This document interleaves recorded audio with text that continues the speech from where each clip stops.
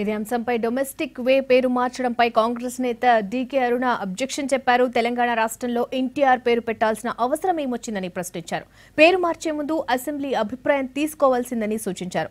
ఎన్టీఆర్ ను చంపేసిన బాబే ఆయన పేరు పెట్టడం దారుణమన్నారు. ఎన్టీఆర్ గారి పేరుతో ఈ డొమెస్టిక్ ఎయిర్పోర్ట్ ఉండే విధంగా మరి జీవో ఇచ్చినటువంటి నేపథ్యంలో ఈరోజు కాంగ్రెస్ పార్టీ శాసనసభలో అడ్జర్న్మెంట్ మోషన్ ఇవ్వడం జరిగింది. తెలంగాణ రాష్ట్రం ఏర్పడ్డ తర్వాత కూడా చంద్రబాబు నాయుడు గారు ఎన్టీ రామారావు గారి పేరుని శంషాబాద్ డొమెస్టిక్ ఎయిర్పోర్ట్కు ఉండాలని మరి కేంద్ర ప్రభుత్వంతో మంతనాలు జరిపి వాళ్ళకు అక్కడ ఉన్నటువంటి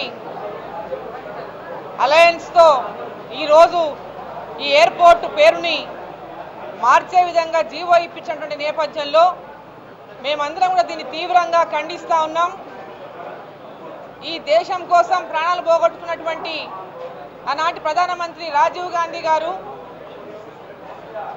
మరి ఈరోజు ఎన్టీ రామారావు గారి ప్రాణాలు పోవడానికి కారణమైనటువంటి చంద్రబాబు గారు ఈరోజు ఎన్టీ రామారావు గారి పేరు ఉండాలని ఏదైతే చెప్తున్నారో ఇది ఏ మాత్రం కూడా సమంజసం కాదు.